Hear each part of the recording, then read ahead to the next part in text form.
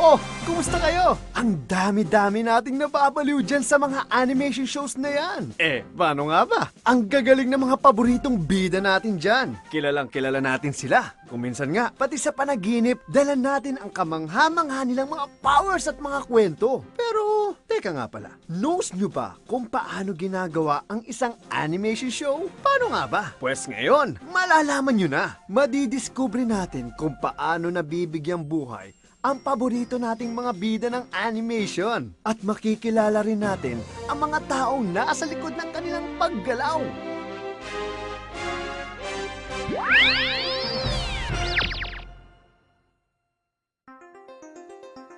Mag-espiya tayo sa isang TV station.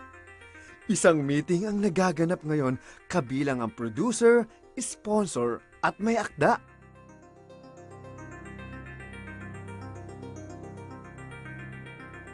Aba, nag-uusap sila kung ang animation series na gagawin ay mas bagay para sa boys o girl. Mas bagay sa bata o sa buong pamilya. Nagpapasya rin sila sa nilalaman ng animation show, ng tema, at yung tinatawag na target audience para sa animation na to.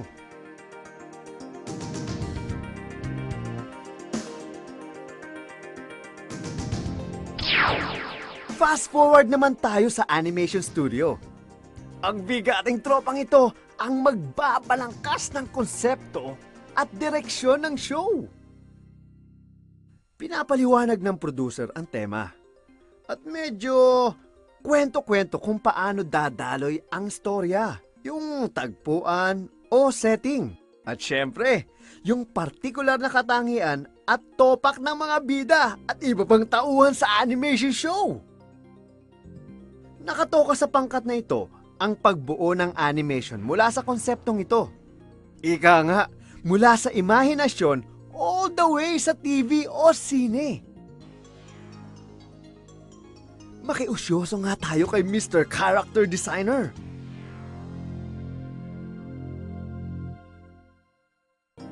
Assignment niya na lumikha ng bida at iba pang tauhan sa animation na talaga namang buhay na buhay at kapani-paniwala. Hindi pwedeng kathang isip lang. Kaya, hayan, parang espiyang nagmamatsyag sa iba't ibang people sa mga gagawin nila. Aba, nangunguha pa ng litrato ha. Well, makakatulong kasi para mabigyan ng lalim ang mga character sa animation.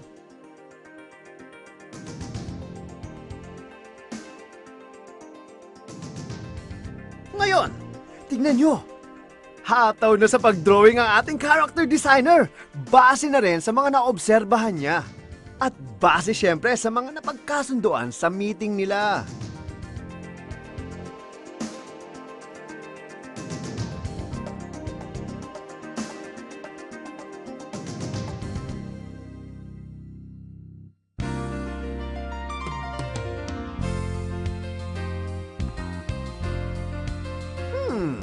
Ano naman kaya ang gimmick ng lalaking ito? Siya yung background designer. Yun yung parang entablado ng ating mga bida. Nakasalalay kay Mr. Background Designer ang paglikha ng mundo kung saan ang mga tauhan ng animation ay gagalaw. Ang scenario writer o manunulat naman ay bumubuo ng balangkas ng istorya natin na iikot syempre sa konsepto, tagpuan o kapaligiran, direksyon at mga tauhang napagmitingan na. Ang scenario writer o manunulat naman ay bumubuo ng balangkas ng istorya natin na iikot syempre sa konsepto. Pag okay na ang mga eksena, gagawa naman ng tinatawag na storyboard ang direktor. Ang storyboard ay ang pinaka-master plan ng show. Dito, sunod-sunod na drawing. Parang comics na nagpapakita ng sunod-sunod na mangyayari sa show. Base na rin sa script. Kita rin dito kung paano rirehistro sa TV screen ang mga eksena. Susulat ang direktor ng tugaki o mga paliwanag. Kasama syempre ang drawing na nagpapakita ng mood, ng galaw, ng damdamin at kabuuang daloy ng storya. Bukod pa doon, nakasulat din ang bilin niya sa tiyempo o timing ng pagsasalita, ang background music at sound effects. Isang pagpupulong pa ang kailangan. Nandyan ang direktor, ang punong key animator at mga key animator. Mando syempre si bossing director ng mga detalye tungkol sa damdamin at galaw ng mga tauhan sa animation. Parang nagdidirect sa isang aktor. Ang animator naman, nakatokang pagalawin at paartihin ang mga bida natin ng nararapat. Mula sa puntong ito, simula na ng trabaho ng animator. Noong unang panahon. Noong unang panahon, lapis at papel ang ginagamit sa pagdrawing dito sa animation. Ngayon, high-tech na. Nagdo-drawing na sa computer gamit ang digital pen sa LCD tablet. Pagle-layout ang tawag sa prosesong ito. Isang mabilisang drawing na nagpapakita ng itsura ng isang eksena. Sa layout, makikita ang background o tagpuan. Makikita ang mga tauhan at kung paano gagalaw ang isa't isa sa eksena.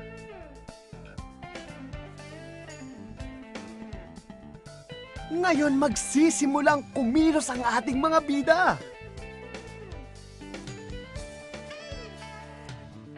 Matapos ma-approve ng director ang tinatawag na key animation, ipapasa ang mga drawing sa in-betweener para malinis ito at malagyan ng in-between drawing.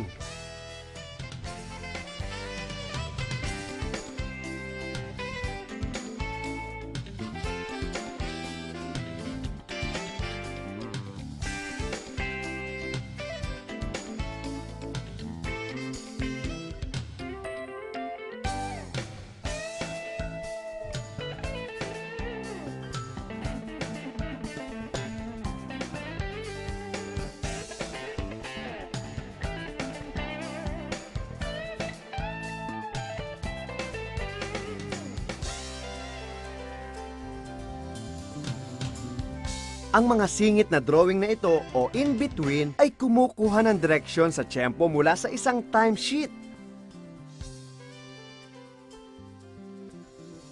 Oh! Galing! Gumagalaw! Ang bida natin! Gumagalaw!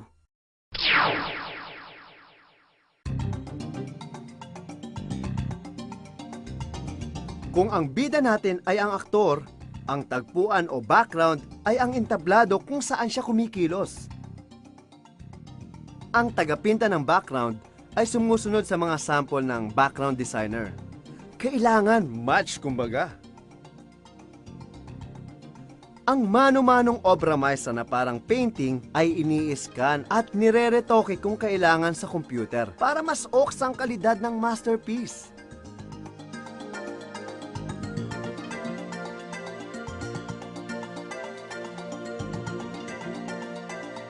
Kilalanin naman natin ang bossing ng kulay, ang color stylist. Siya ang nagpapasya kung ano ang kulay ang babagay sa bawat tauhan o mga kasangkapan at kagamitan sa show.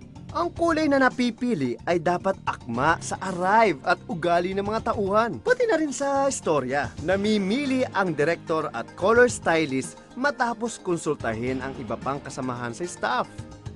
Ang kulay ay madaling nasusubukan gamit ang computer. Sabi sa'yo high-tech na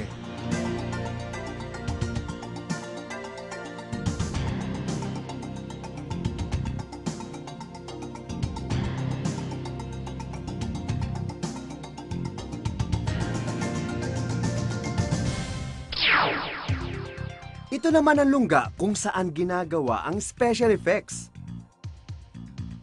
Nakakadagdag damdamin kasi ang paglalagay ng swabing anino at refleksyon sa metal o bato. Sa ganitong special artwork, tinitingala ang special effects artist. Sa pamamagitan ng special effects, nabibigyang buhay ang mga penomeno ng kalikasan, gaya ng malakas na ipo-ipo, mga ulap sa kalangitan, usok at talsik ng tubig na humahampas sa limbawa. Lahat yan mukhang totoo pag nagawa ng special effects team. At syempre, sa tulong ng computer, posible nang lumikha ng animation na mas dekalidad kahit pa mas komplikado. Nakakagawa na ng 3-dimensional o 3D images.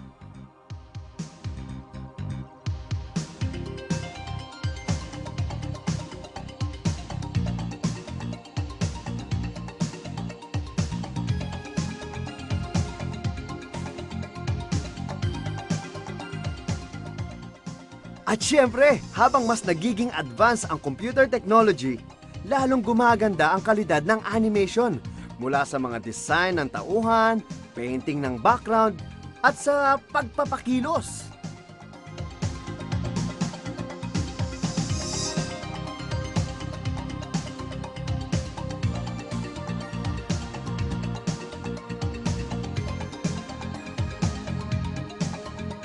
Ang proseso naman ng digital compositing ay nagsasama-sama ng mga elemento ng drawing tulad ng tauhan at mga tagpuan. Parang ina-assemble kumbaga. Ang pagkilos ng tauhan sa animation at ang paggalaw at kuha ng camera ay nakasaad lahat sa timesheet. Naku! Malapit-lapit nang matapos ang show natin!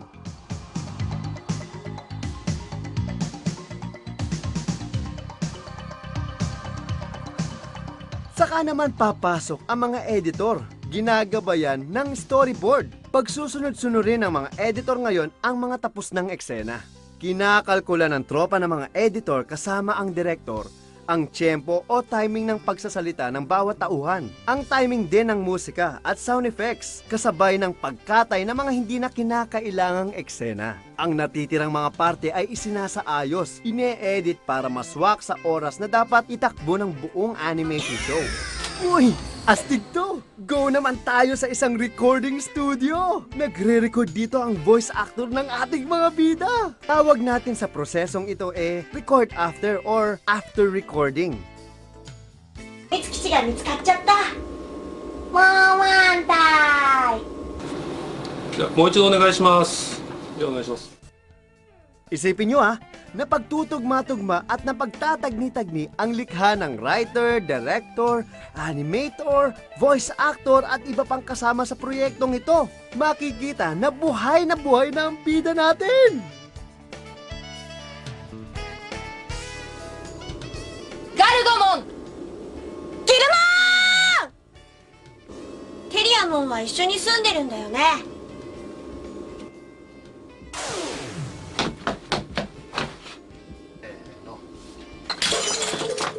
Huwag natin kalimutan ang sound effects. Mas makatotohanan na ngayon ang eksena. Hoy, huwag kayong kukurap ha! Yung tunog ng pangkaraniwang bato, iibahin sa pamamagitan ng computer at synthesizer. Resulta niyan, bago at kakaibang tunog. Aber nga, ano kaya ang maririnig mo? Parang pagsabog ha!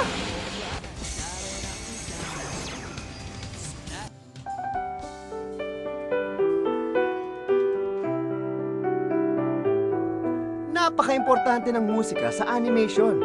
Ang kompositor ay lumilikha ng musika na nakakapagpadama ng emosyon ng tauhan sa istorya.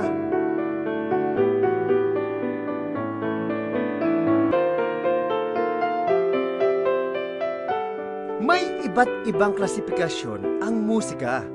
Yung babagay sa tema, sa kapaligiran, yung sa damdamin o kaya ay background music. Ang barkadahang ito o ang music selection staff ang naatasang mamili ng akmang musika sa bawat eksena, base na rin sa tagubilin ng direktor.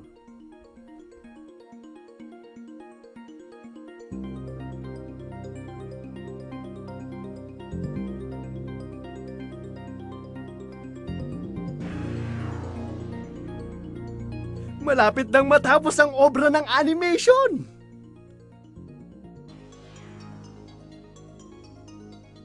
Ang huling proseso ay ang dubbing, paglalapat at paghahalo ng boses, sound effects at musika sa eksena.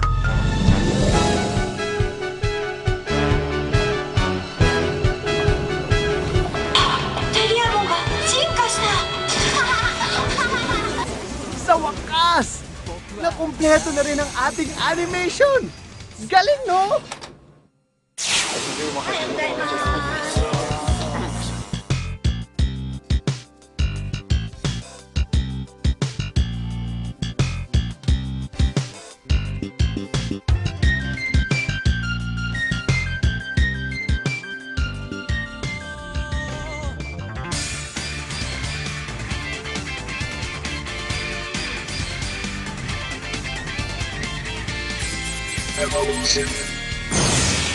ヘ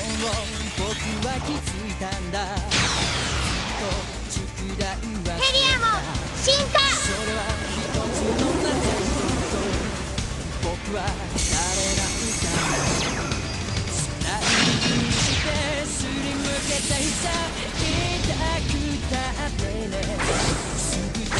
ガルゴモン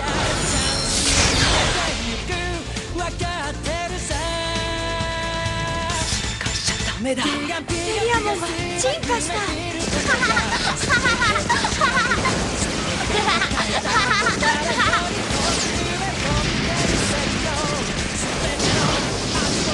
やめろ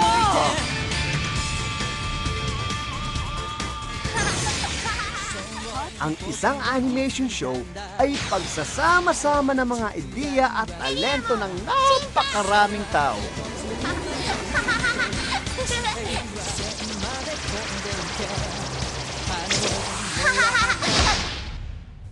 Mapabata man o matanda, loves na loves ang animation! At mahal din ang ginagalawang mundo ng ating mga paboritong bida. Tiyak nga nagpapaganda ng ating araw ang kanilang mga tagumpay. Yung iba, nangangambang makakabawas ng ningning ng animation ang mga computer. Kami? Dehens kami bilib dyan. Kasi kahit pa mas high-tech na supercomputer ang maimbento, patuloy pa rin kaming gagawa ng animation na galing sa puso.